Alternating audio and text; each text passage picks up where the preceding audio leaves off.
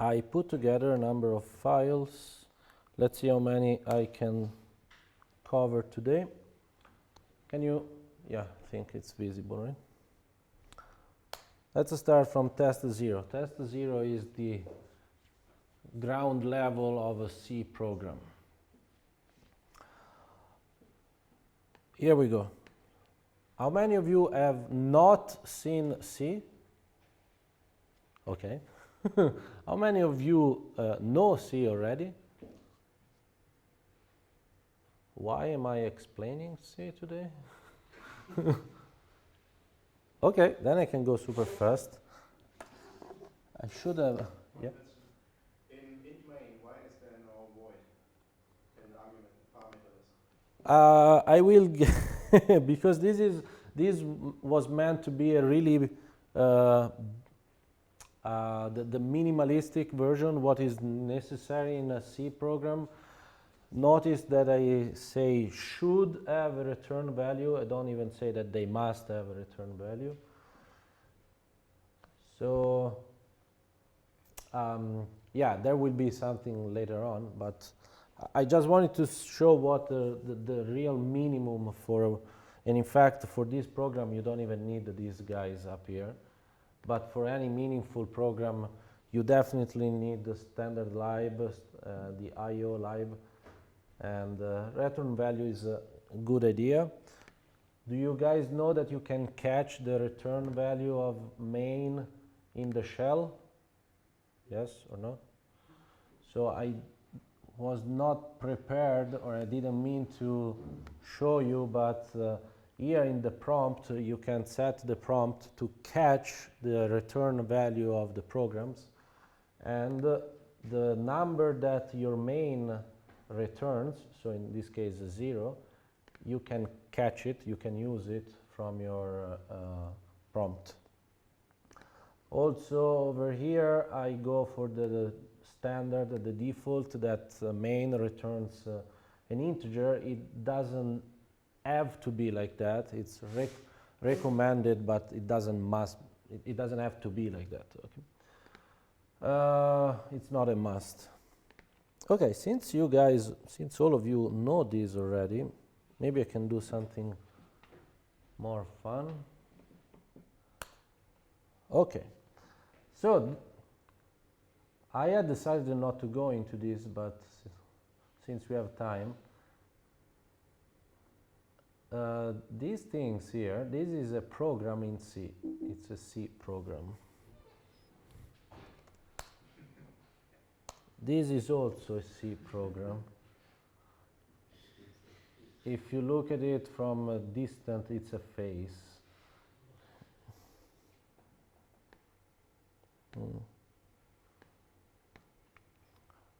Yep, let's see here. This is clearly a C program, as you can see. What do you think this program does? Haha, that would be too easy. It computes E. And you can see that it's a C program. This gives it away a little bit. Char main, so there is a main program. Clearly it's a C. This is a program again, and it's a perfect palindrome, which means that if you read it from left or right is the same. So I normally show this and I ask, what language do you think it is? And clearly I'm pretty sure that only C allows you to do. Maybe Perl. But the thing is that you have to write meaningful programs. So there used to be a competition called obfuscated C. To obfuscate means to hide, to seal, and to conceive. And the goal was to create meaningful programs, really complicated at times, without giving an idea of what the program does. And that's exactly what I'm showing here. And I think I chose this one as one of the most beautiful one. No. Here we go. So if we start from this, So let me try to do this. I have to find it first of all. Works. Classes. Not C. Okay, now I have to compile this guy. The young.c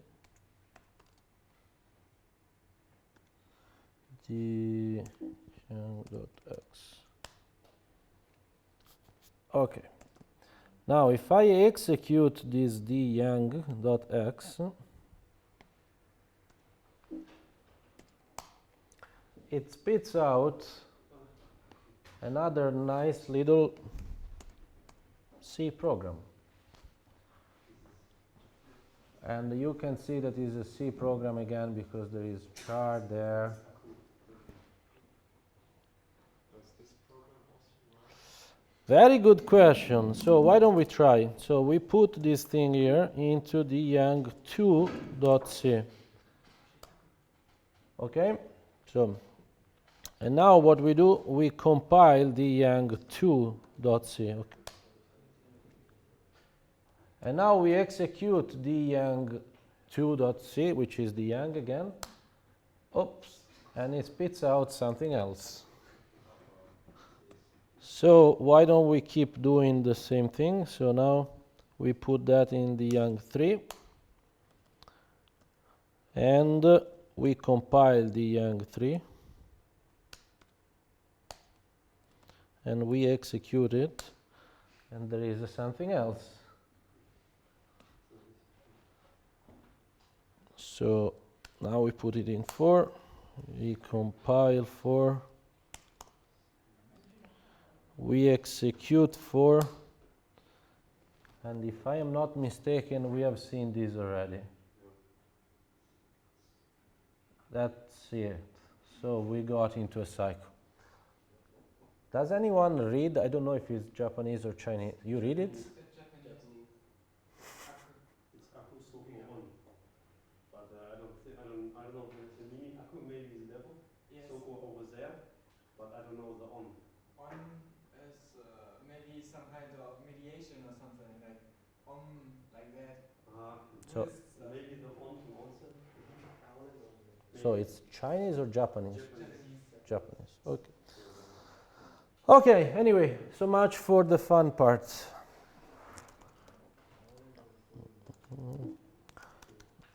Desktop, part C, part 1.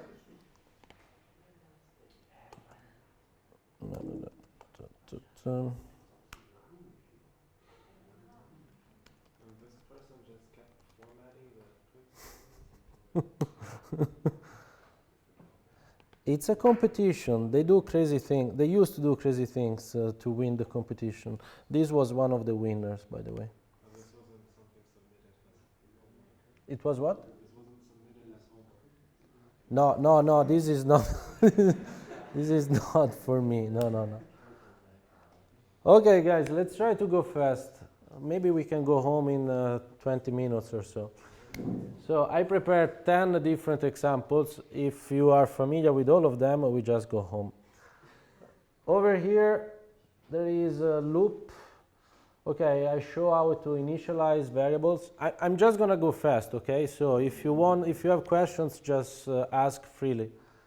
Normally I go slowly because at least half of the class has never seen C, but you all have seen it. So over here, different types of variables. The only important thing is to recognize the double corresponds to the double precision that we have seen before, so 16 digits, that's the important thing, and float is the single precision. Then anything else you can pretty much forget about. Print statement, I don't know if I assume you know how to print. Anyway, you put something on the left inside the quotes, and then after the comma you pass the variables to be read inside.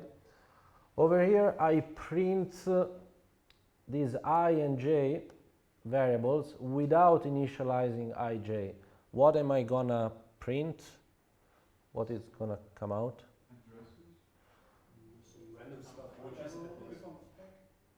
So? Yeah, some random numbers. No, not addresses, absolutely not. Something that, whatever is in memory, whatever is in the stack, yeah. Over here, okay, I print I 5 times, and then I print I again. What's going to be the value of I after the loop? 5, yes. So the loop is repeated and as long as I is less than 5, but I is then incremented. That's the reason why we cannot enter the loop once again. So once we're out, I will have the value 5. That was fast. I don't even have to compile it and show it. Over here, what do I have? Print statements.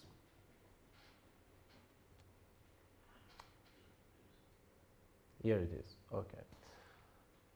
Now there is this little thing here, the curly braces, and they identify blocks. So the I that over here was 5, here is redeclared, is redefined. So when I print I here, what is it going to be?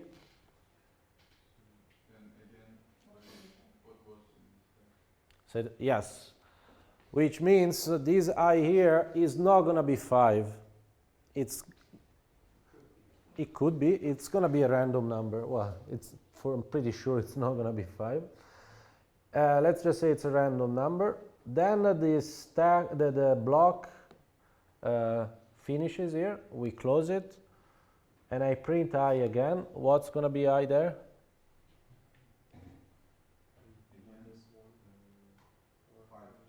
It's going to be 5. We add 5 right before the scope. We enter a new scope. This I here has nothing to do with the I before, but it's the one that is accessed. Now that I close the block, I goes back to the previous scope, so this was 5 and it stays 5. Even if in here, even if I assign I, even if I do something with I, in fact, I could even define it as double or whatever. Doesn't matter what I do with I.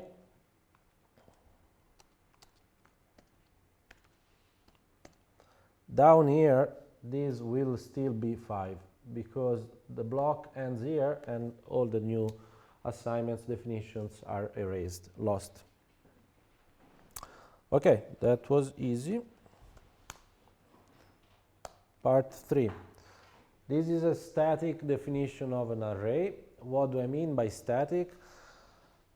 I define the length of the array right away. So when I declare that vec is a vector, I also say that is a vector of dimension of size 10. I can initialize vec on one shot, on one go, with this equal blah blah blah.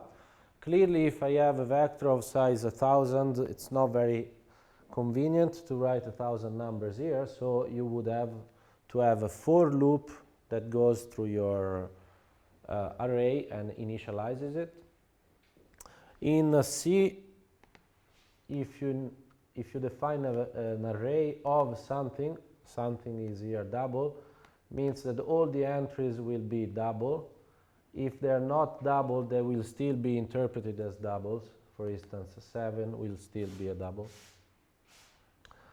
What that means really is that these numbers here are stored in as many bytes in an amount of memory that is specified by the type size. It's true that 7 could be stored as integer, which takes less space than a double, but it's not going to happen because the vector is created as 10 successive doubles. Okay, yeah? First, is integer really smaller than double in all architectures? I think so, unless you define a long int. I think an integer is 4 bytes and a double is 8 bytes. Yeah. But okay, The data types are that short is greater or equal to char, and int is greater or equal to short. I'm with you. Okay, maybe it's not true. It's not necessarily. These things are architecture dependent. It's true. And another question: can we omit the 10 and see the compiler will infer it from the length of the initialization array? I don't know. I don't. know I have seen it once somewhere.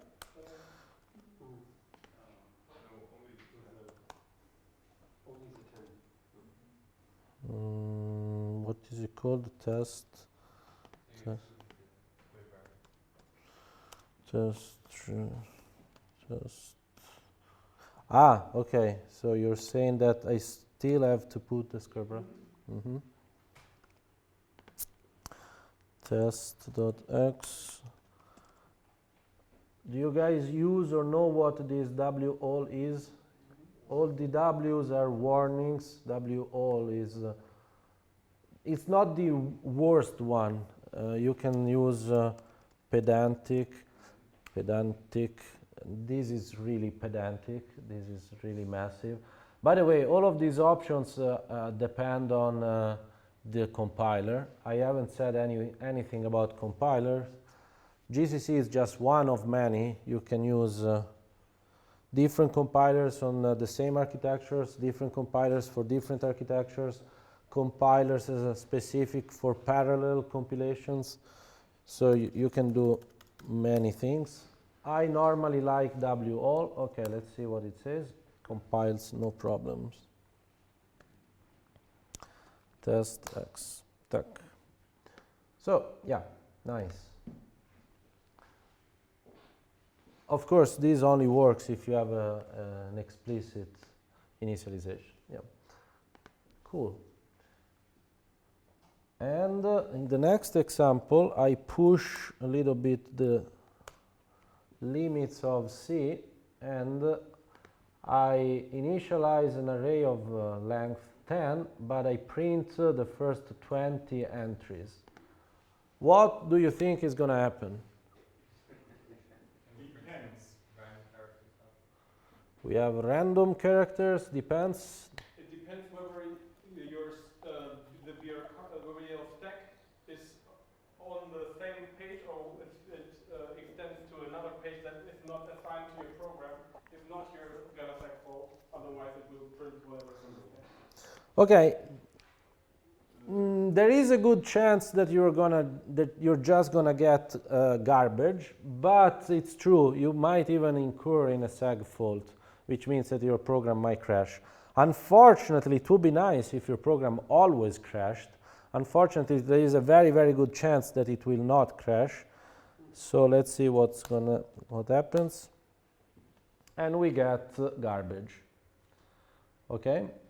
The problem is that it's not so clear to even identify that it's garbage sometimes. For instance, 10, which is the first entry beyond.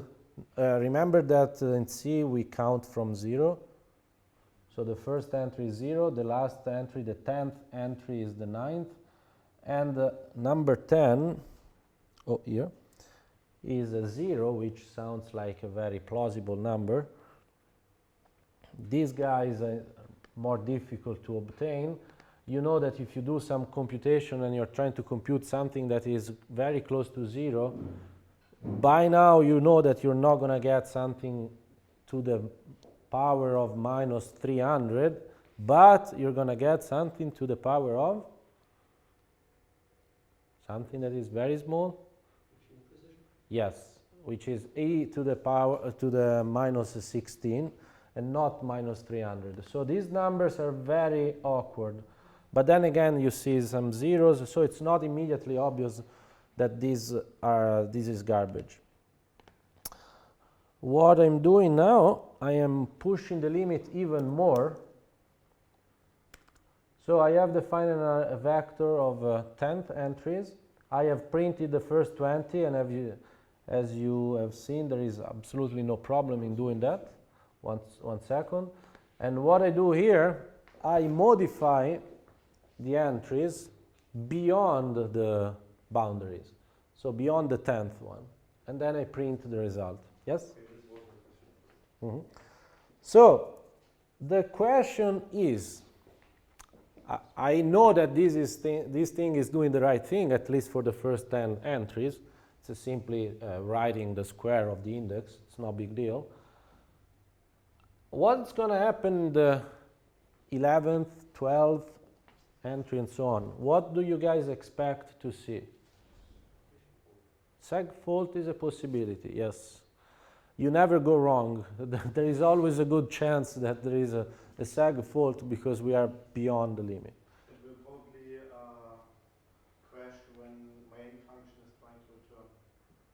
Okay, so it's a seg fault, yeah? No, it's not a seg fault, but it's the compiler puts guards, so you don't write across your stack like that. Seg fault is only if your operating system says, oh, you're trying to access the memory page that I didn't assign to you. Mm-hmm. So you're saying it's not going to crash? It's going to crash, but it's not a seg fault. Oh, okay. Well, my question is, in the position 11th, am I going to see 121? If that's what I'm doing, I think, yes. So in position 10th, I will want to see, actually maybe in position 10, I will want to see 81. So in the next one, am I going to see 100? And in the next one, am I going to see 121 and so on? So will I actually modify the memory beyond the boundaries? Again, it would be very, very nice not to see that. It would be very nice. And unfortunately, it does happen. This entry here, I have changed, I have modified the memory that I really should have not been able to modify. But in C, you can do this and even much worse. All this part was nice. This part is really tricky. It lets you believe that the array has 11 entries. Actually, your array only has 10. And over here, nothing has happened. Okay. Why there is 100 in the 10th entry? So in the 11th entry? Because you have modified it. I don't know why, but you did modify it. So then it should work also for 11 and 12, or shouldn't it? The for loop also uses part of the stack, and that's where Probably you that's- access it. And the for loop should overwrite some parts of it.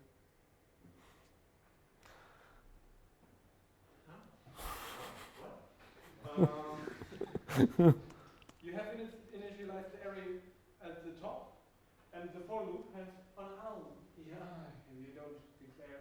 Okay, now you have I declared above, so it's We don't know. You don't know. I don't know. random GCC stuff on the stack. What is I after the loop? What is I after this one loop here? After the two loops, yes. I is for sure 14th. Okay, after the first of the two loops. You mean here? I is again 14. 13, yes, yes. Why does it matter? I is declared after the vector. Yeah? It's in the place on the stack where I'm writing. Oh, I see what you're saying. I don't know if this actually... But I don't know if you can say that. Okay. I is... Whoa! You can't say that. You're right. Very nice. This is super cool. Why do you even bother to declare I? Oh, never mind. You must declare I. No, I read it as I declare my eyes in the loops there. Oh, you declare... Standard doesn't allow. Yeah, that's not C standard.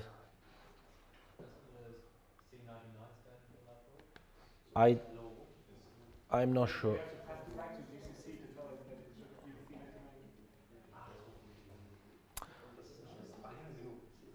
C99. Okay, guys, I want to push a little bit forward. Over here, I'm using some functions. Now, the sine function is not standard. You have to include the math library. So now this math here is necessary. And do you think this is going to change anything? Not much. Damn. Oh, yeah, wait. Let me print the result.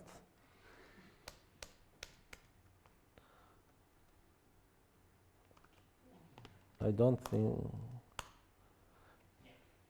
And finally, I was able to sag fold, even though, look at this, now I'm only printing the regular, the standard part of the correct part of the array, and still this makes me sag fold, which directs me to search for a bug in the completely wrong part of the code. I included a print and now everything crashed. Yeah. I think it's segmented in the assignment, not in the printing of the I disagree. The last line Yeah, you see in the output is array 12. And then you are correct, but you are absolutely correct. But if you don't print, oh, now it does segfold. Okay, that's good. Anyway, I cannot try to put some semantics or some prediction in the segfolds because this is almost impossible. The point that I wanted to make is, okay, these functions now they cause segfolds more easily. And point number two, sometimes there is a line that causes a segfold, or you put this line, you see a segfold, and immediately you think, oh, I did something wrong. And maybe it's not at all that line is the cause of the segfold. It's just that it's touching part of the memory or it's whatever, but the segfold was caused much earlier on. This here is just a quick.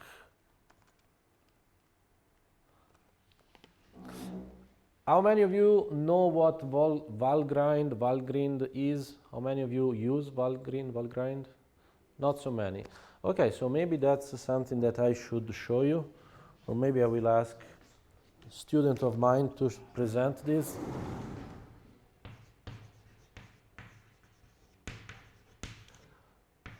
This is a pretty damn useful tool to inspect your program to find memory leaks.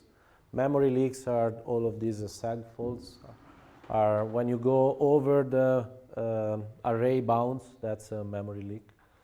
Valgrind catches that. Are memory leaks if you allocate memory dynamically using new or malloc, and then forget about it and not deallocate? That's not a memory leak. That's just well, that doesn't cause segfolds, right? No, it doesn't, but that's for memory leak. Okay, maybe it's a definition. Okay, maybe it's a definition. So forget about the memory leaks, but Valgrind catches when you, or at least tries to catch when you go past the array bounds, or when you write where you're not supposed to write and stuff like that. But it also catches memory leaks as well. When you, Thank you. So it does catch memory leaks. or it does both. It tells you if you're accessing something out of bounds, and then it tells you if you forget to free memory. Okay. So I think it would be useful. Maybe I will show you Valgrind at some point. And I wanted to compile this. Okay, this is the very first look into a matrix. And as you can see, I didn't do really anything. I'm just traversing 10 numbers, an array of 10 numbers. It's not even an array. It's just that I decided that these 10 numbers might be organized, might be interpreted as a 5x2 matrix. So over here I print these things with two indices, and that suggests that is a matrix. Why am I doing this? Because really, whenever you work with matrices in C, you still have to think that it's just one long array. Whether this array is organized as, you know, just a linear section, part of memory, or if it's organized as a composition of columns or rows, that is up to you. Over here, I'm just traversing 10 numbers. I organize them in two successive columns, and I call that a matrix. So, say what? The last entry is M44. Oh, what am I doing? Why is that the case? How can it be 4?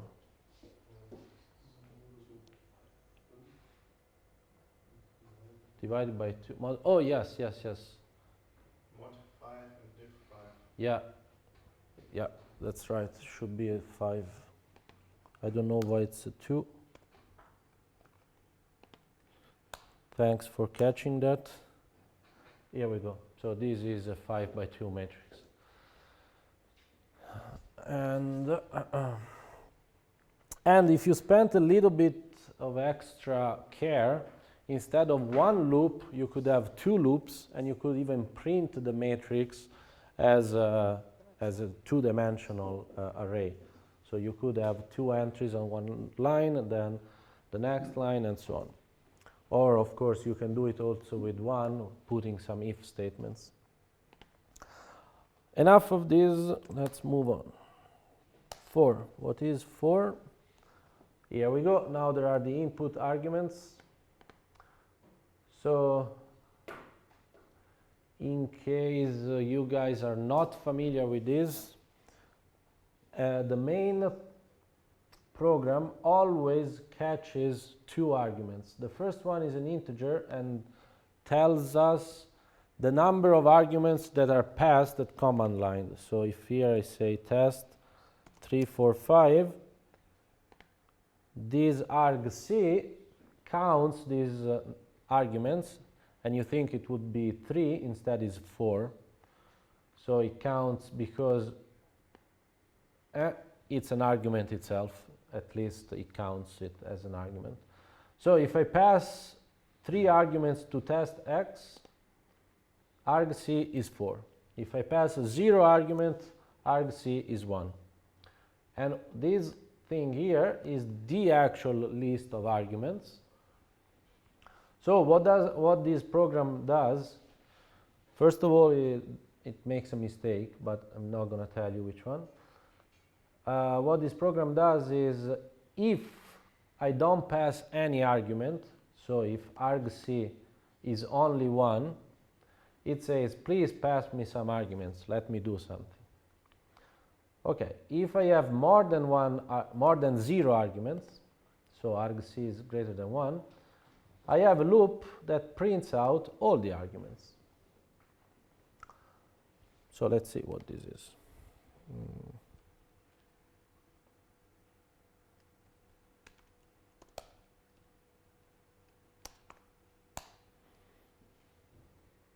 3, 4, 5, 6.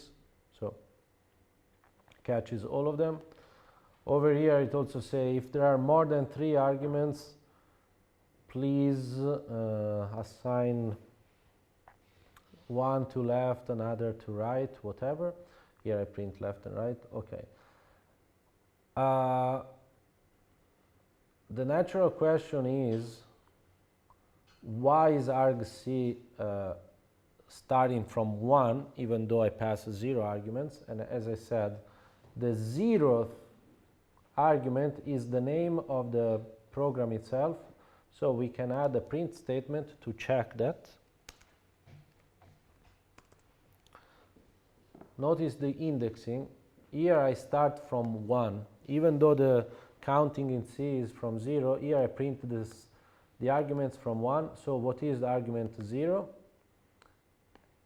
This is a string, %s, it's a string.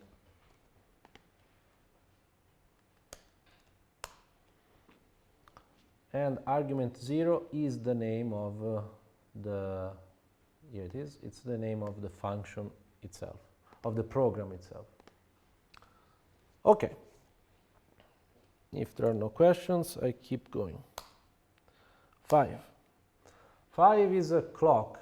So I will make this available for you guys.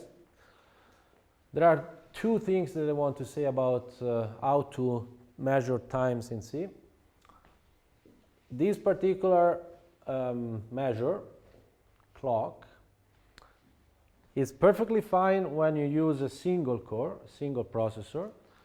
If you have a multi-core, so if you're executing a program with 2 or 3 or 4, 8 cores, clock counts not the wall time, so not when it starts, the program starts and when it ends, but it counts the ticks, the time that all the cores are taking and sums them up. So if you have a perfectly parallel code and you execute it with 1, 2, 4 cores, the time will be constant. And you're like, how is that possible? This is simply because clock is summing up the time of each individual core. So if you want a wall time, you need to use a different clock. For instance, time of day is a good one. Or if you really want accuracy, getting an high precision clock is not so easy. If you need it, I can give it to you. I can give one that is cycle accurate. So, and it's not even in C. It's written in assembly. And this thing in assembly, yeah. And this thing counts.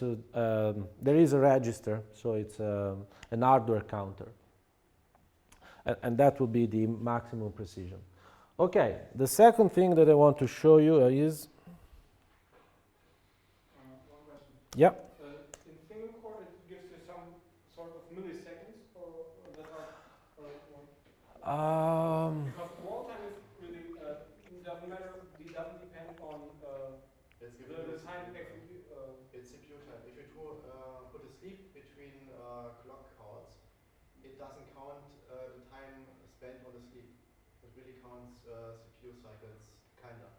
It counts CPU time, and this is in units of clocks per sec. Okay. So it's always CPU time, not wall clock time. Mm-hmm. That's what I'm saying. It's always a CPU time. So if you have two CPUs, it counts the clocks for both CPUs. That's a problem. Well, it's not a problem as long as you're aware of it. What does the wall clock time mean? Wall clock time means the following. You have a process. We have a program. And this is always time. At some point the program starts, and at some point the program ends. Wall time is this. So it's overall time. It's a lifetime. It's our. Time that passes on a clock that hangs on the wall next to the PC. Yeah. So Okay. But if you're using 5 processors to execute this program, what clock does, it sums up the time of each processor. Okay? So even a single threaded example is if you break the program is halted by the scheduler, it doesn't count that too, or doesn't it? So if the No, program is a long running program, the scheduler will schedule other programs. yeah, I think that's not a problem. Oh, you mean the wall clock? Does clock consider really the wall clock time or only the CPU time? I think it's only the CPU time. Okay. Okay, what I want to show you is here. Let's execute this thing. We are waiting because it's a very long loop. Now I will use the optimization flags. O is for optimization. Normally compilers have at least 3 levels of optimization, or 4, O0, 1, O2, and O3 sometimes. So now I want to compile the same program, but with the optimization flag on, optimization, the higher the better, which means that the compiler spends time trying to optimize the code. Now I execute, and from 3 seconds I go to something that this means no time. How is that possible? It's killing the loops because they do nothing. Precisely. The loop is doing absolutely nothing. The compiler is saying, why on earth are you spending 6 seconds, how much? 3 seconds on that? It just removes everything. You need to be very, very careful with this. This, of course, is stupid. I'm doing absolutely nothing. Even if I were doing computation, okay, if in the end I don't use the computation, I don't have a print statement, I don't have a return, a compiler, an aggressive compiler, can remove the whole the computation altogether. So that's very important. Sometimes you might think that you have written something super clever, you get all excited because you're timing something amazing. Well, it might very well be that you're timing nothing, and the compiler just has removed the program for you. Why? Because maybe you don't have a print of what you have computed. Okay.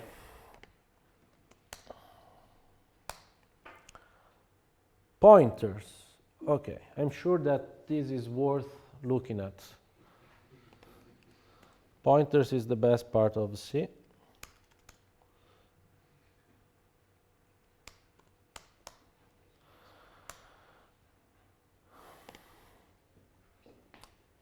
Let's spend a little bit of time here. I define a pointer.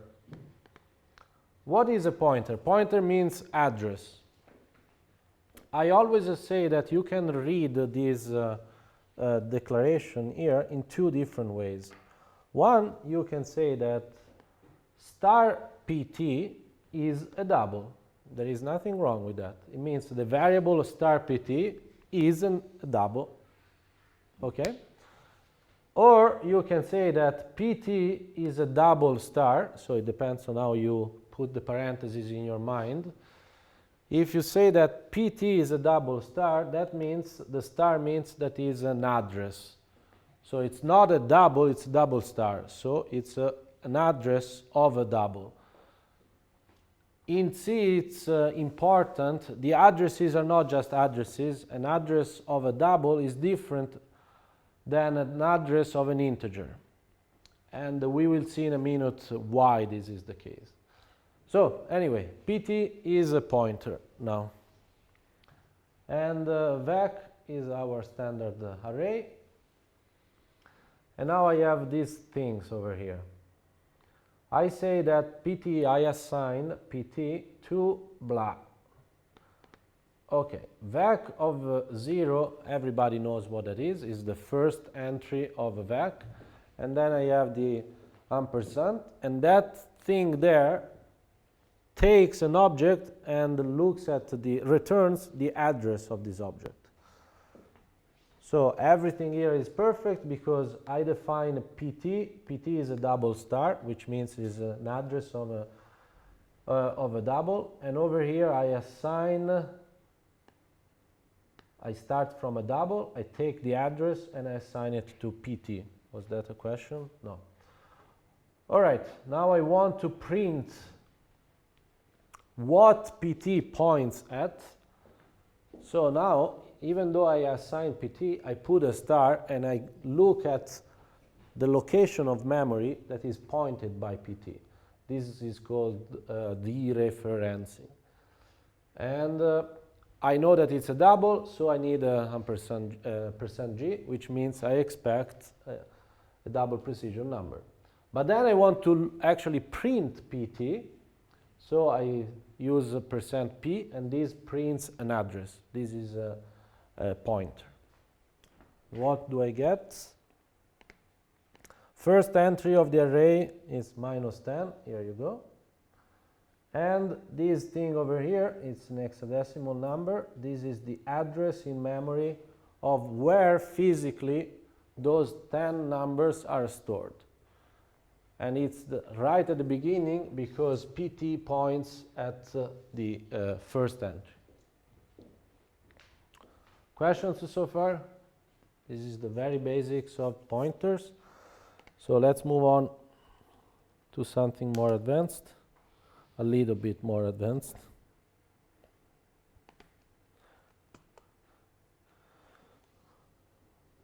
Okay, this PT equal vec, this assignment is the exact same thing as this thing here.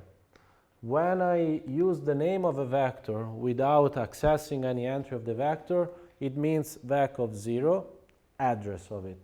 So this is just a shortcut for that. So when I print this pointer here, I hope I get the same address of this.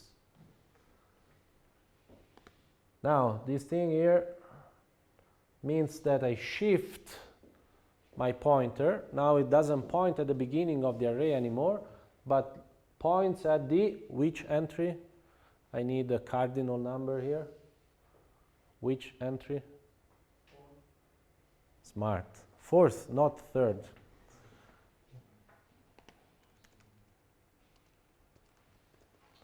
Fourth entry of vec. Okay. This point, I print the value of the pointer. I print what this location of memory contains. So maybe let's stop there.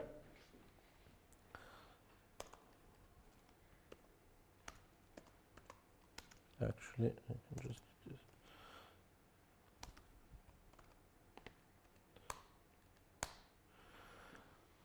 And we can do even something more. Let's look at these two things.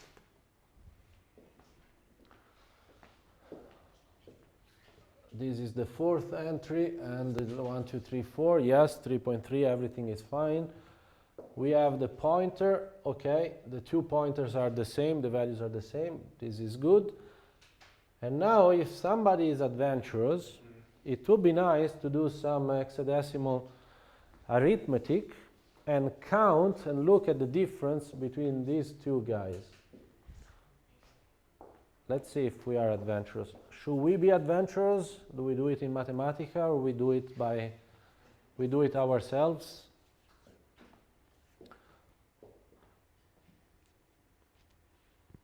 So how many?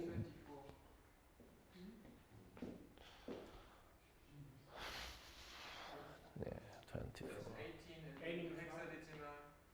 Aiming is -1, so times 15 plus 8.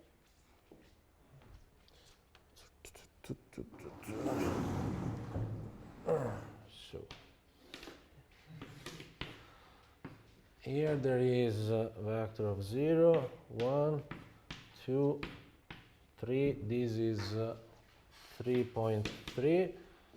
So yes, thank you. That must be 24. What's the story? We have an array of doubles. Each double is 8 bytes. 8 byte, 8 byte, 8 byte. So the address of this fourth guy needs to be 24 bytes after the address of the first one. And the question is whether A8 in hexadecimal is 90 plus 24. Yeah, not 24. But of course, but 24 is not 24, is 16 plus, thank you. And it actually works. Awesome. So do you see the 9 plus 1, this becomes 10, which is an A, and 0, that's an A. Awesome, so it works. And we didn't even need Mathematica to do that. Very cool. Now, question for you guys. What am I going to get here? I want to look at a pointer and two doubles. I expect a pointer and two doubles. Pointer plus 1, blah, blah. So Please tell me what I'm gonna see. Everything. First of all, these addresses will probably not be disabled in execution. I disagree. They were in the stack, and the stack is allocated to static position. Not in all systems. I think we will get the same. But if we don't get the same, well, yeah, I see what your point. Okay, this +1, we will actually get +8. Yeah. Because it computes +1 double, Mm-hmm. because that's the type of the Sure, sure. the pointer. Yeah. And the double is 8 bytes, so we get +8 in the address. So, B0. wow, you're fast. Yes, it is B0. So now we have A8 plus 8, it would be A16. 16 is 0, and then it's +1, so it's B0. Okay, I believe you. What do we get here?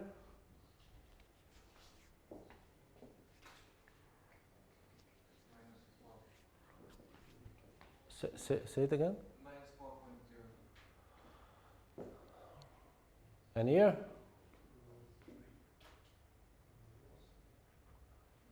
No. Probably, yeah.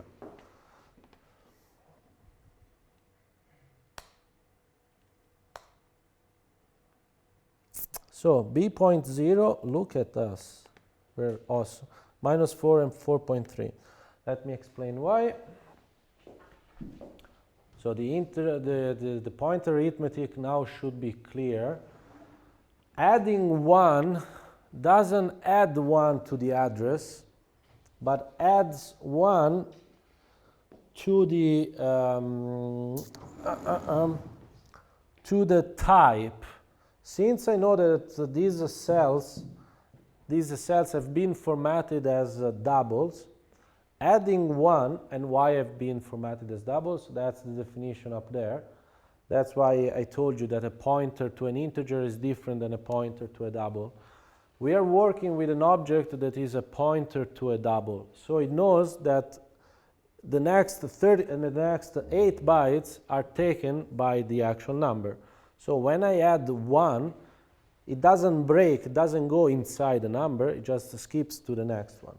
So when I add 1 to a pointer, it really moves on to the next object available, which is 8 bytes in advance for a double. It will be 4 bytes for an integer or for a float. So that's what happens here. Over here, I take the pointer, I push it forward, which is exactly what I've done here, but then I dereference it, so now I look what's sitting in the memory location. So my PT was the 4th entry, I pushed it to the 5th entry, and I looked into the memory. So now we only have to go to the 5th entry, which is -4, and that's what shows up there. And over here, I don't push the pointer, which means I'm still at the 4th entry, so at 3 plus 3, at 3.3, and then I add 1, so I go to 4.3. Questions?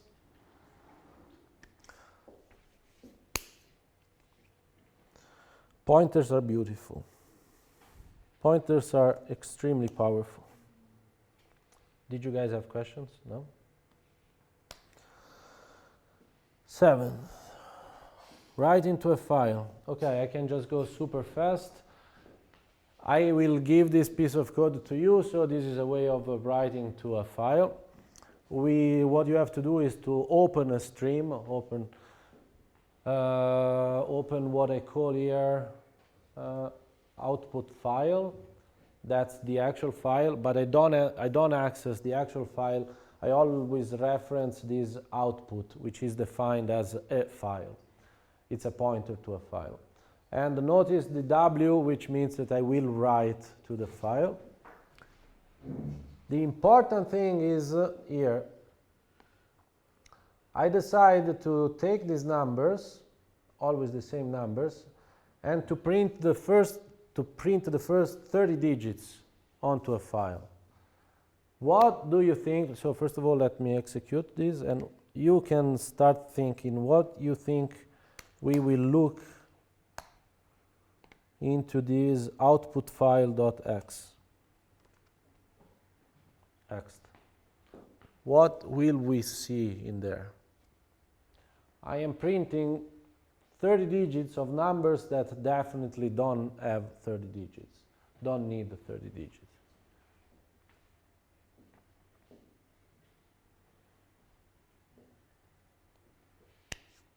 Any take?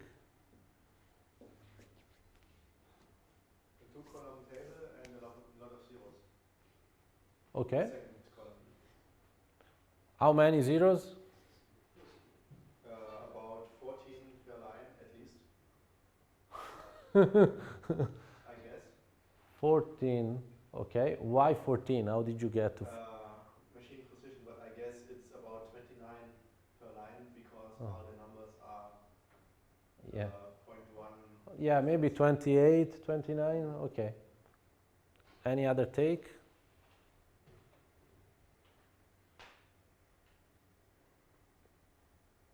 Let's do a little bit of math. So, I am asking to print 30 decimal digits of a number that is 16 digits long. 16 digits long. So what do I, yeah? Can I revise my answer? Sure. The sum of these numbers can be represented in Floating. binary. Mm-hmm. So we get a lot of nines also. I like this answer already. Yes, I like this answer. But my comment still remains. I'm asking to print more digits than there are in memory. No segfault. I just print crap. I print garbage. See, these numbers, they do not give you any information. And if you count, guess what? We are exactly around the 16 over there. And those numbers, they are not exactly representable. So as you said, we get a lot of nines or something that is close. Yep. So be careful. It doesn't make any sense to use more than 16 digits for doubles, or more than 8 digits for single precision numbers. Enough of that. Functions. Functions, yes. Okay, over here I want to call a function.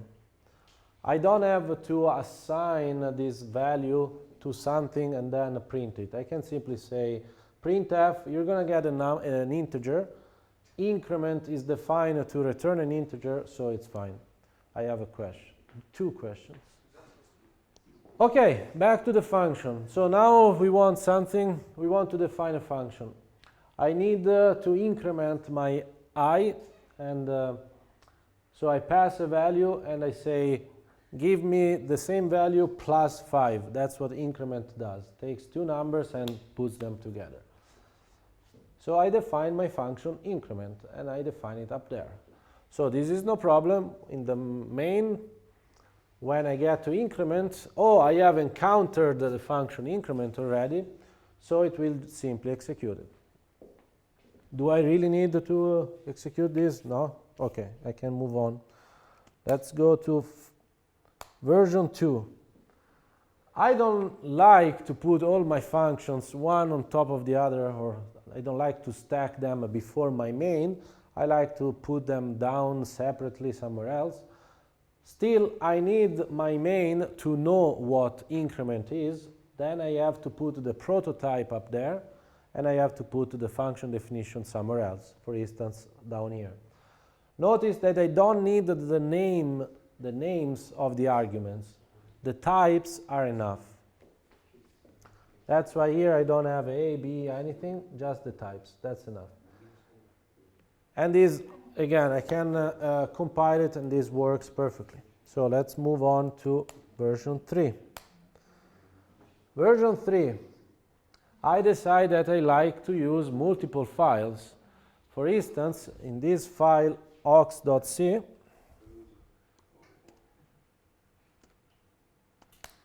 in my file docs.aux.c, I define my increment. And then I include this. This is a little bit of a brute force approach. The include, what it does, it goes, takes this aux.c file and literally copies it into my program. So this version here, or the first one, test 8a, these are exactly the same, okay? And now let's go to the best version.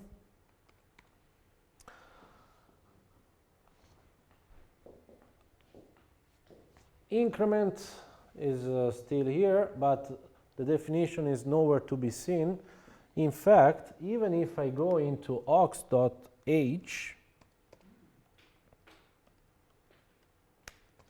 even there is no definition of increment.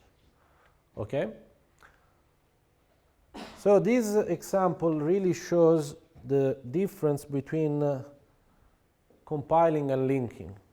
I can still compile this program, so I can go through the first compilation step without any problem, meaning that the compiler looks at increment and he says, oh, what is an increment? Does it return an integer?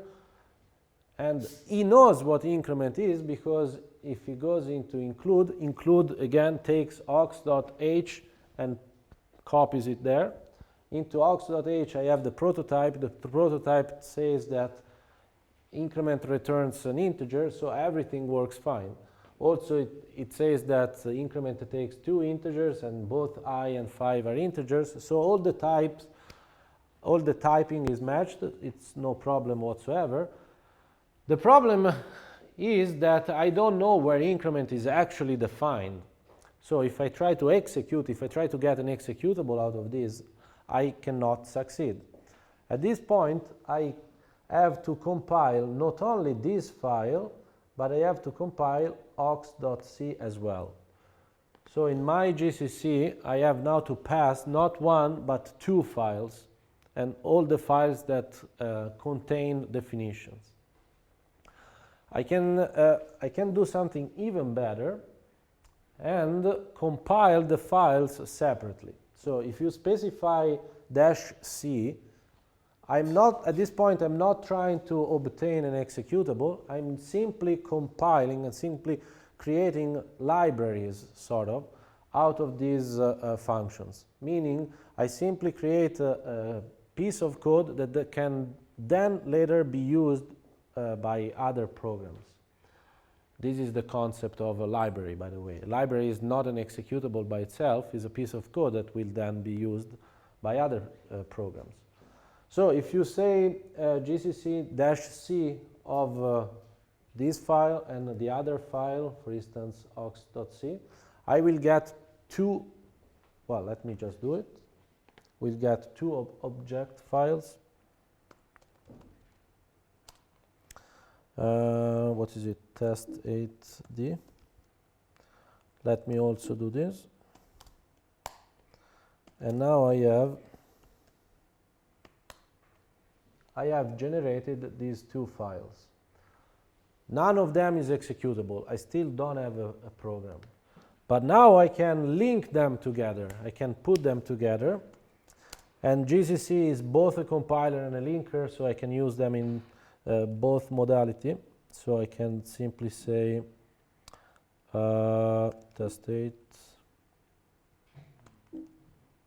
test8d.o. Why doesn't it find it? Okay.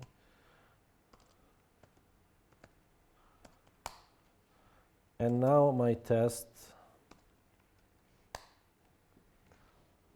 starts from -24 and then increments 24 by 5, so returns -19. Why is this useful? Why is this important? the definition of increment, maybe I will never need to touch it. Maybe my increment is a library. Maybe it's something that on which I've worked on so many times. I'm totally confident about increment. I don't have every time to recompile it. This way, the objective, the .o, the object of increment is there, and I can simply link to it without having to recompile it every time. If you have hundreds of files, for sure it's much more convenient to simply compile the part of code that you have touched, modified, and not recompile the whole project. I will ask one of my students to give a lecture on make files, so over there you will see more about this.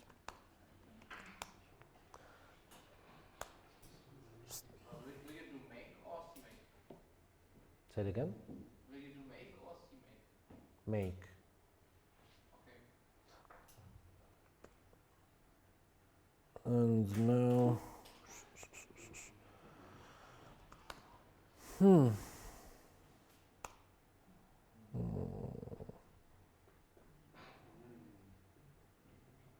no, this we can do next time. All right, 10 minutes. Let's make one last effort. Difference between passing a value, passing an argument by value or by reference. I have a function, my own print over there, that takes a double. Over here, I look at one specific entry of the vector, it's a double, I pass it to my own print, and it prints it.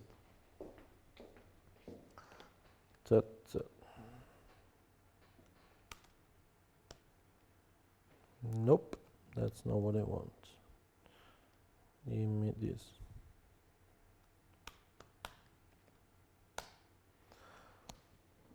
So, back 3, fourth entry, this is the array, 1, 2, 3, 4. I pass it to my own print, and my own print clearly is doing this. Okay. What I'm showing is my own print takes a number. It doesn't really take the vector. It doesn't know where the number 3.3 is in memory. It simply takes the number 3.3 and prints it. If I wanted to modify the array, I cannot do it by just passing the value 3.3. I need to pass the address to the vector. So now we go to the second example. And I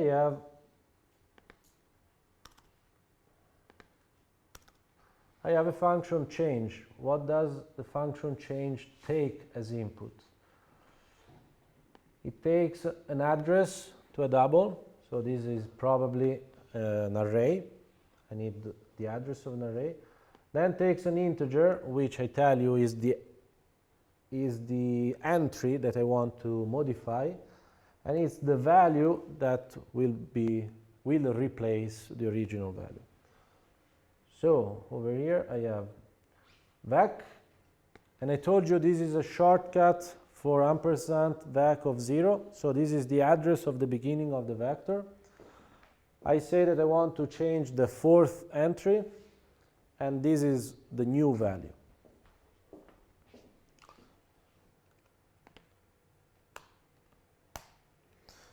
So if we go into the fourth entry, it was 3.3 and now it has become 33.3.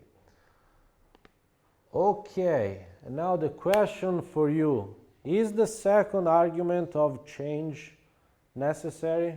Do I really need to say the fourth entry?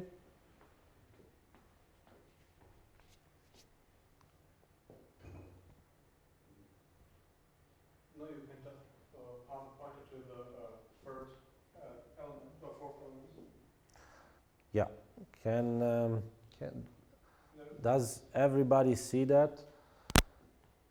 over here I passed the address of the beginning of the array, and then I said, now count 4 from the beginning and change that. I could have simply passed the address of the 4th entry and remove this, say, okay, it always change the location, the cell that whose address I give it to you. So yeah, this is absolutely not necessary, because it's perfectly valid, for instance, to say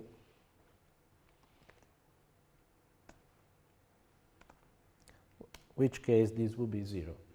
And I can always rewrite change to put this to 0, and since if I can do that for any input, it means I can just remove 0 and define change differently. So let me put this down here for you guys.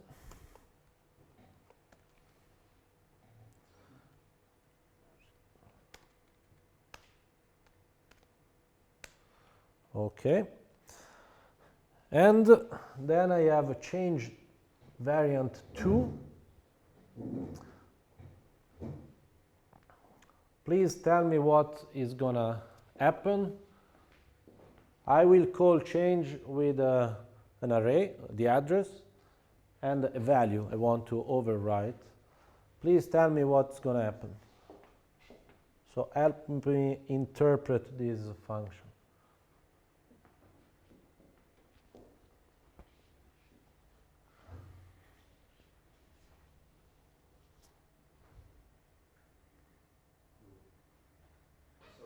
Get the array V, then dereference it, so the first entry is then becoming the value val. So for example 2 or something. And then we say the second entry of V also becomes the value val. The third, yeah. And yeah, so the first and the third entry should be val. Yeah, very good. That's exactly what happens. Let me first show what happens, and then I comment, and then we call it a day. It was supposed to be fast, guys. So I passed VAC of 5. So it means that the 6th and the 8th entry should be changed. Let's see if this is true. 1, 2, 3, 4, 5, 6. And minus 55 becomes 4.4. And 7 also becomes 4.4. So what happened? I passed address. This particular case is the address of the 6th entry. Okay, it's this guy here. No. It's this guy here. And then I say in that cell right there, immediately, please store val. Why is that the case? Because V star is a double. V is a double star, but V star is a double, so it's perfectly fine to assign it. And then I say V is a double star, so it's an address, and now I start counting from that point on. V of 2 at that point is val. An interesting question would be, what happens if I do this? What happens if I do that? I just passed up here. Precisely. That means that I will write in the last entry, in the last position of the array, and then 2 steps forward. So what's going to happen? Unfortunately, it's probably true. Yes, it's going to work. There is a good, well, at some point there is a good chance that I will get a sag fault, and this is not going to be easy to spot. So some variable in the code is now 4.4, but we don't know which. No. So there are 2 possibilities. One is the compiler didn't let me change that cell in memory, and maybe I or some other variable was in that location. So yes, that variable now is 4.4. It's not clear. It might be even be in a part of the stack that is not used, so it doesn't matter. It's really difficult to catch these kind of errors, bugs. Okay, guys, questions? Otherwise, I'll see you on Thursday. No questions? Questions? See you on Thursday.